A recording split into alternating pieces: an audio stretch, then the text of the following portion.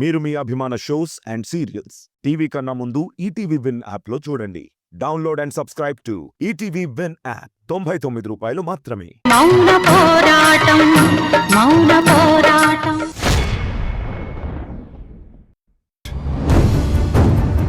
సౌందర్య చూసుకోవాలి కదా, చూడు చేతికి ఎంత గాయమైందో, రక్తం కూడా గారుతోంది. కారు అటువైపు వస్తుండగా మీరు అటువైపు వెళ్ళడం ఏంటి మేడం? చరణ్, నేను నేరుగా వెళ్ళలేదు, నన్ను ఎవరో వెనక నుంచి నెట్టారు. అదేంట్రా, నీతో పాటే కదా నేను వచ్చాను, నా ముందే కదా గుడి నుంచి బయటకు వచ్చావు. ఇంకక్కడ ఉన్నవాళ్ళంటావా? వాళ్ళందరూ దూరంగానే ఉన్నారు. నిన్ను గాల్లోకి ఎవరు నెడతారు చెప్పు, నీ భ్రమ కాపోతే. లేదు, ఎవరో నన్ను నెట్టారనిపిస్తుంది. అయ్యో, శుభం అంటూ నీకు పెళ్లి పెట్టుకున్నావు. నువ్వు ఇలాంటి లేనిపోని అనుమానాలు పెట్టుకో. ముందు డాక్టర్ని కలుద్దాం, పదండి రా.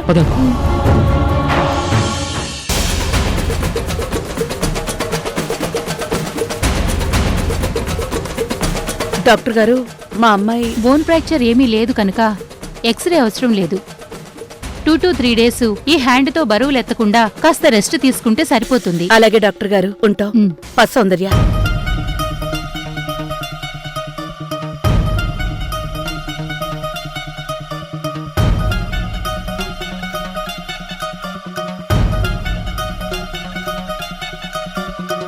సౌందర్య, ఇది నీ అదృష్టమో ఏ జన్మలోనో చేసుకున్న పుణ్యమో. చిన్న గాయమే అయింది, లేదంటే నీ ప్రాణాలకే చాలా పెద్ద హానయ్యేది.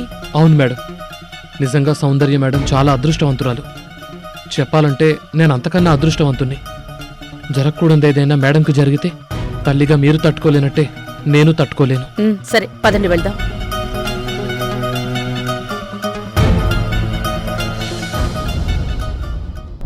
వెంకటేశ్వరరావు అండ్ ఫ్యామిలీ పక్కన పెట్టండి. తర్వాత చెప్పరా. తర్వాత అండి అశోక్ కుమార్. అశోక్ కుమార్. Ashok Kumar and family. తర్వాత పేరు చెప్పరా. శ్రీ నాగసాయి శంకర లక్ష్మీ శ్రీనివాస్. ఇదేంటయ్య గారు, దేవుడి పేర్లన్నీ ఈయనొక్క పేర్లోనే ఉన్నాయి. ఈయన ఒక్కడా లేక నలుగురా? ఒరే సత్తి, అది ఒక్కరి పేరేరా. మరి ఆ గీత సరిపోదు కదండి. ఒరే, నేను రాస్తానులేరా. క్షమించండి అయ్య గారు, మీరు రాయండి. అయ్యగారు, కారు వచ్చిందంటే జానకమ్మ గారు అందరూ వచ్చినట్టే కదా.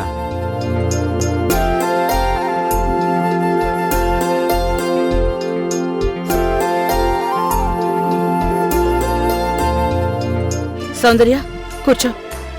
అమ్మ జానకి, సౌందర్య చేతికి ఆ కట్టేంటి? ఏం జరిగింది? గుళ్ళో పూజ జరిపించి బయటకు వచ్చేటప్పుడు కారు దగ్గర ఒక చిన్న ప్రమాదం జరిగింది. అమ్మ సౌందర్య, ఏంటమ్మా ఇది? శుభం అంటూ నీ పెళ్లి పెట్టుకుని అందరికీ శుభలేఖలు పంచబోతుంటే ఇలా జరిగిందేంటమ్మా? స్వామీజీ అన్నట్టు ఏదైనా జరగబోతోందా? అమ్మ జానకి, నాకేదో భయంగా ఉందమ్మా. మీరేం భయపడకండి మావయ్య. రేపు జరిగే శుభకార్యానికి ఈ రోజు జరిగిన చిన్న ప్రమాదానికి ఏ సంబంధం లేదు. అది కాదమ్మా. తాతయ్య, మీరు అనవసరంగా టెన్షన్ పడకండి. Be cool. ఇది అనుకోకుండా జరిగిన చిన్న విషయం, అయినా సౌందర్యకేం కాలేదు. ప్రతిదీ సెంటిమెంట్తో చూడకండి తాతయ్య. ప్రతిదీ ఏదో కారణం వల్ల జరుగుతుందనుకుంటే అది మన భ్రమే.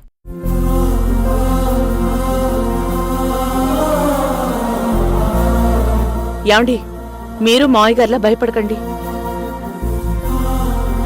ఏ ఆటంకం లేకుండా ఈ శుభముహూర్తంలోనే సౌందర్య చరణ్ల పెళ్లి జరిగిపోతుంది. నందిని వల్ల జానకి గారికి ఈ ప్రపంచాన్ని చూడగలిగే అదృష్టం, ముఖ్యంగా కూతురు పెళ్లి చూసే అదృష్టం కలిగింది. తల్లి ఆశ ఇంతగా ఉంటే ఇంకేదిష్టి తగలదు. చాలా మంచి మాట చెప్పావు బాబు. మరి నేను బయలుదేరుతాను.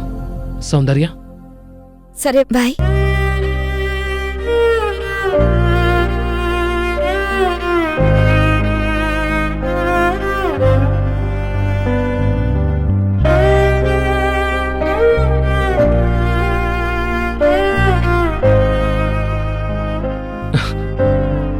ఎన్నిసార్లు తిరిగి చూస్తావు? గుమ్మం బయట దాకా వచ్చి నువ్వు నాకు బాయ్ చెప్తావు అనుకున్నాను, కానీ ఇంట్లోనే బాయ్ చెప్పేశావు. నా మనసులో అనుకున్నది నీ మనసులో అనిపిస్తుందని ఇప్పటికి చాలాసార్లు ప్రూవ్ అయింది. నిజంగా? అవును మేడం, చాలాసార్లు ఇలా జరిగింది. ఈ రోజు కూడా ఖచ్చితంగా జరుగుతుందనుకున్నాను, జరిగింది. చాలా గొప్ప విషయం. అది ప్రూవ్ అయిందని తెగ సంబరపడిపోతున్నా. నువ్వు మనసులో అనుకున్నావు, నేను రాలేదు. నువ్వు ఫీల్ అవుతావేమో అని వచ్చాను. అదే మేడం లవ్ మ్యాజిక్. నేను మీకు ఎంత దగ్గరగా ఆలోచిస్తే మీరు నా గురించి అంత దగ్గరగా ఆలోచిస్తారు. మీరు బాగా చదువుకున్నారు కదా మేడం. టెలిపతి అంటే ఇదే. అబ్బా, మాకు తెలియదులే. టెలి అంటే దూరంగా, పతి అంటే నేను, కాబోయే పతి అన్నమాట. నేనేమనుకుంటే ఆ ఫీల్ మీకు అర్థమైపోతుంది. ఫిజికల్గా కానీ డిజిటల్గా కానీ ఎలాంటి సిగ్నల్ ఇవ్వకుండా నాలో ఉండే ఫీలింగ్స్ మీకు ఇట్టే అర్థమైపోతున్నాయి అన్నమాట. ఈ టెలిపతి అలోపతి కథలన్నీ మన పెళ్లి తర్వాత చెప్దు గాని బయలుదేరు. బయలుదేరుతాను కానీ నాకు నాకు ఏం కావాలి? అది అది ఇది అన్ని పెళ్లి తర్వాతే. అంతేనా? అంతే, బయలుదేరు.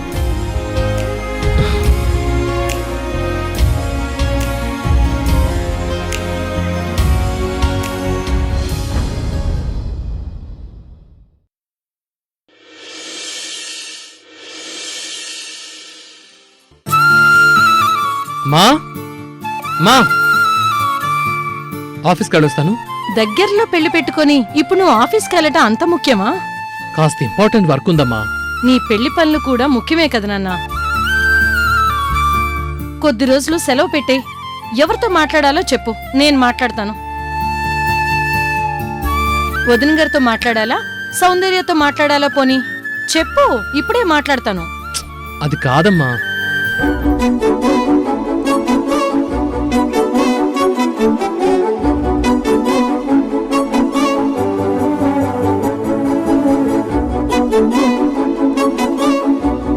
చరణ్, ఇలా అనుకుంటున్నామో లేదో, వాళ్లే వచ్చారు.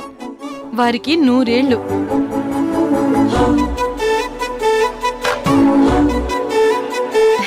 రెండొదిన గారు. వదిన గారు, నాకు నిజంగా 100 ఏళ్ల ఆయుష్ ఉంటే నా పిల్లలకి చెరో 5 ఏళ్లు పంచుతాను.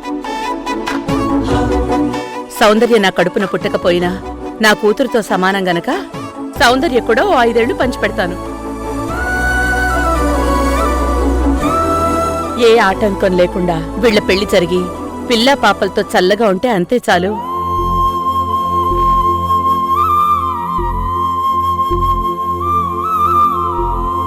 వదిన గారు, మీ ప్రయత్నాలు ఎంత గొప్పగా ఫలిస్తాయో మీ ఆశీర్వాదాలు కూడా అంతే గొప్పగా గట్టిగా ఫలిస్తాయి. మా అబ్బాయి పెళ్లి సౌందర్యతో జరగబోతుందంటే అది మీ వల్లే. ఇది మీరు కుదిర్చిన పెళ్లి గనక ఈ పెళ్లి ఏ ఆటంకం లేకుండా జరుగుతుంది. వదిన గారు, ఒక పెద్దమ్మగా పెద్దరికంతో ఈ పెళ్లి జరిపిస్తున్నానని, ఈ పుణ్యమంతా నాదేనని పొరపాటు పడకండి. నా పెద్దరికాన్ని మించి అంతకంటే ముందే వీళ్ళిద్దరూ ప్రేమలో పడ్డారు.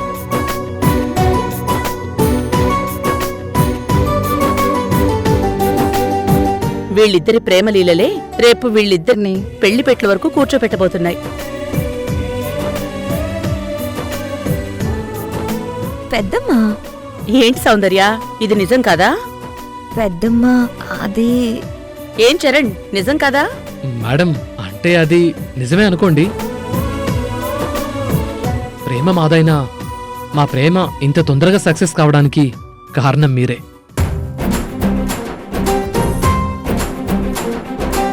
మా అబ్బాయి ఇంత గొప్పింటికి అల్లుడు కాబోతున్నాడంటే అది నిజంగా మీ ఆశీర్వాదమే కదా.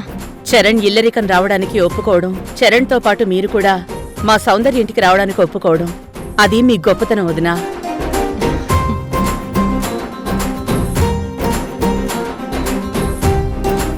అయ్యో వదిన గారు, క్షమించాలి. మిమ్మల్ని అలా నుంచోబెట్టే మాట్లాడేస్తున్నాను. కూర్చోండి. మరేం పర్వాలేదండి. ఇంతకీ మేమెందుకు వచ్చామో తెలుసా?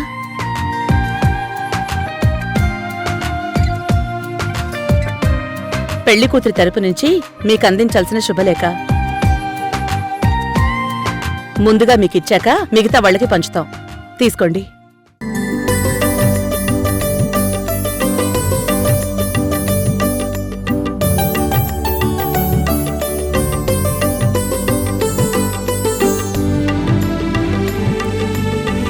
చాలా హ్యాపీగా ఉంది madam. Thank you so much. Charan, నువ్వు అందుకుంది కానుక కాదు, బాధ్యత. అమ్మని గొప్పగా ప్రేమించే కొడుకు తనకొచ్చే భార్యను గొప్పగా చూసుకుంటాడనే నమ్మకం నాకుంది.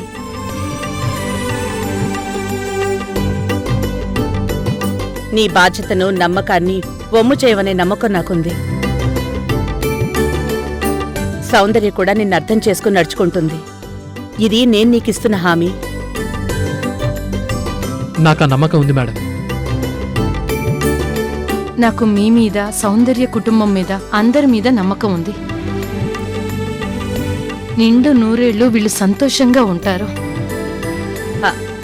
సాంప్రదాయ ప్రకారంగా మీకివ్వాల్సింది తీసుకోండి. ఇవి కూడా. సరే, ఇక మేము బయలుదేరుతాం.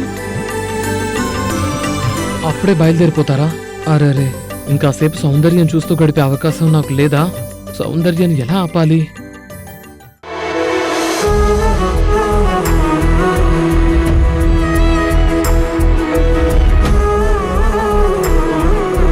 సౌందర్య, ఏంటి ఆలోచిస్తున్నావు? మనం వచ్చిన పని అయిపోయింది, బయలుదేరదాం పద. అవతల పెళ్లి పనులు చాలా ఉన్నాయి. పెద్దమ్మా, వెళ్దాము. మేడం, అది కాసేపు ఆగి భోంచేసి వెళ్ళొచ్చు కదా?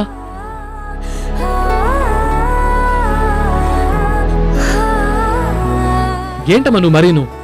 ఇంటికొచ్చిన వాళ్ళకు మర్యాదలేం చేయకుండా అలా పంపించేస్తావేంటి? వదిన గారు భోజనం చేస్తానంటే ఇప్పుడే వెళ్ళి వంట చేస్తానురా. మన ఇంట్లో ఆమె భోంచేస్తే అంతకంటే మనకి వేరే సంతృప్తి ఏముంటుంది? మేడం, ప్లీజ్ మేడం, భోంచేసి వెళ్ళండి. ఏంటి పెద్దమ్మా, భోంచేసి వెళ్దామా? ఏంటి, నీకంత ఆకలిస్తోందా? నాకేమీ ఆకలిగా లేదు. నాకు తెలుసులే. సరే, వెళ్ళి కాసేపు చరణ్తో మాట్లాడరా. వెళ్ళు. చాలా థ్యాంక్ యూ మేడం.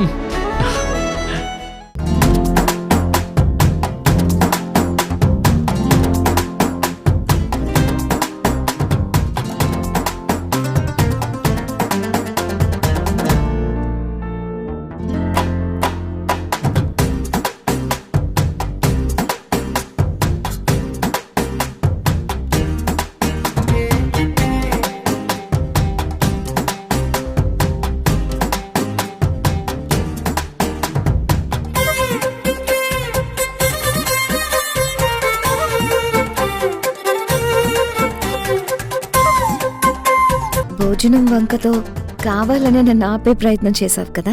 అవును మేడం.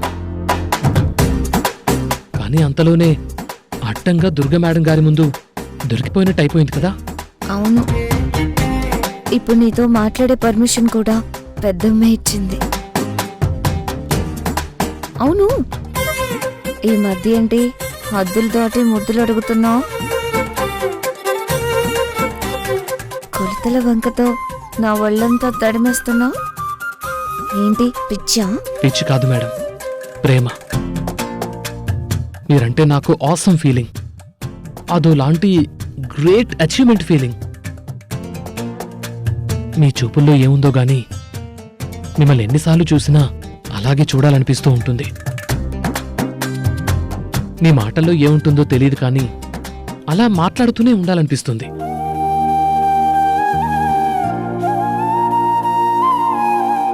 మగాళ్ళ అందానికి పడతారు, అమ్మాయిలు పొగడ్తలకి పడతారంటారు. అది నిజమో అబద్ధమో నాకు తెలియదు కానీ నేను నీకు ఆల్రెడీ పడిపోయాను కదా. మళ్ళీ ఎందుకు నన్ను పొగుడుతున్నావు? నేనెప్పుడు మిమ్మల్ని పొగడాలని పొగడను మేడం.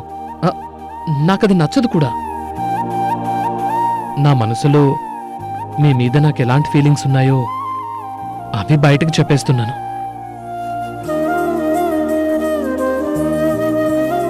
నిజంగానా? అవును మేడం, నిజంగా.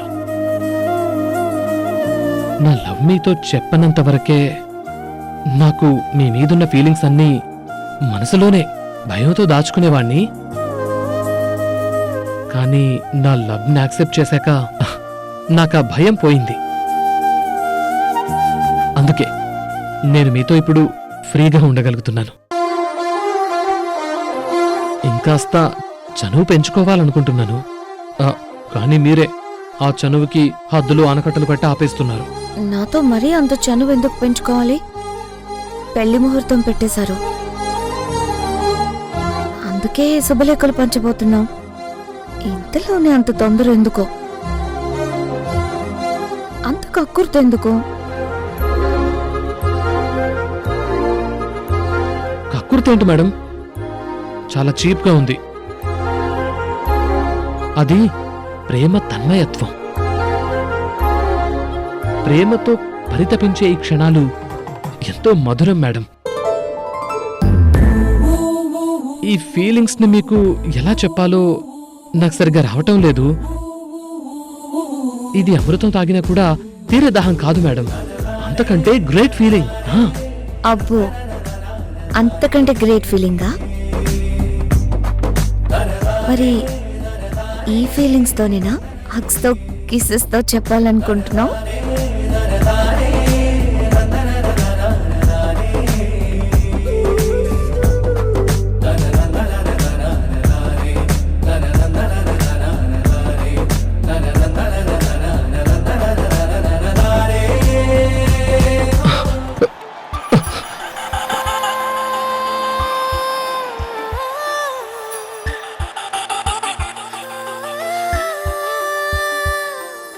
చూసా చూసా చూసా ఒక హృదయాన్ని కలిసా కలిసా కలిసా ఆ హృదయాన్ని అడుగులు వేసా వేసా మేడం, ఏంటిది? నేను కూడా నీ కొలతలు తీసుకోవాలి కదా. కొలతలు తీసుకోవాలంటే సెంటీమీటర్ టేప్ కావాలి. నీకు అలాంటి టేప్ కావాలేమో, నేనైతే చూపులతోనే కొలిచేస్తాను.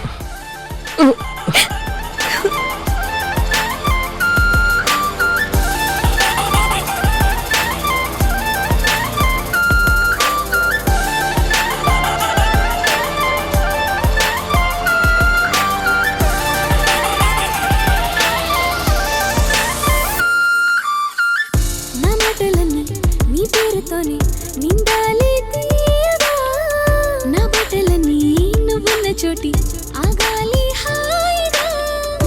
మేడం, అవునరా? ఏంటి రానా? రా అంటే ఫీల్ అవుతున్నా. పోనీ ఊరు మాస్గా ఒరయ్యన్నా? వద్దులేండి మేడం, మీకది సూట్ అవ్వదు. రాని పిలవండి. కావాలంటే అరే చరణ్ అని పిలవండి, నేనేం ఫీల్ అవ్వను.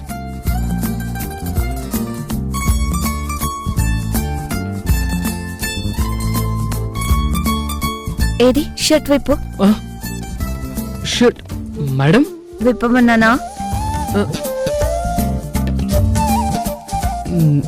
నిజంగానా?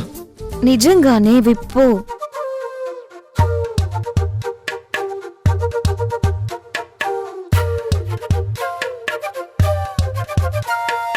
ఎంతెంత దూరాన్ని నువ్వు నేను మోస్తూ ఉన్నా అసలెంత అలుపే రాదు.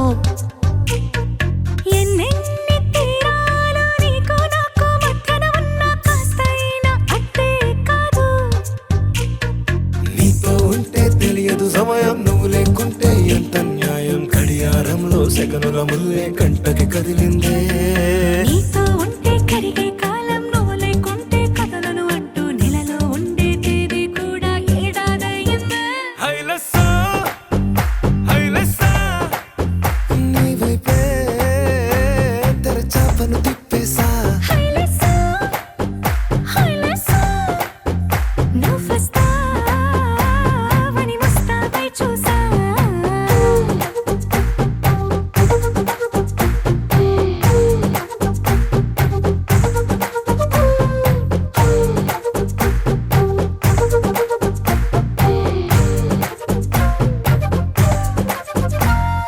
గాల్లో ఎగిరొస్తా మేఘాల్లో తేలొస్తా నీ ఒళ్ళో వాలేదాకా ఉసురు ఊరుకోదు. రాజా రంగులతో ముక్కేసా చుక్కలతో నిన్నే చూసేదాకా కనులకు నెత్తుర కనబడదు. నీ పలుకే నా గుండెలకే చప్పుడనిపిస్తుంది. షోల్డర్ సైజ్ 20, ఇస్తుంది నీ పిలుపులే. షర్ట్. చెస్ట్ సైజు 23,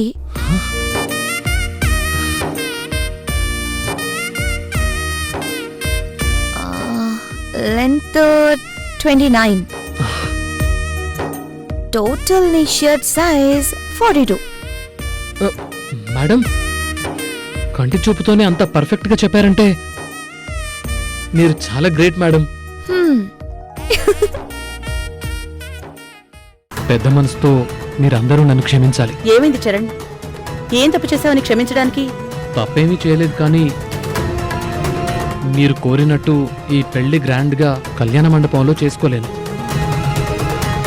అదేంటి బాబు అలా అంటున్నావు? అడ్వాన్స్ ఇవ్వబోతున్న ఈ టైంలో కళ్యాణ మండపం వద్దంటున్నావు?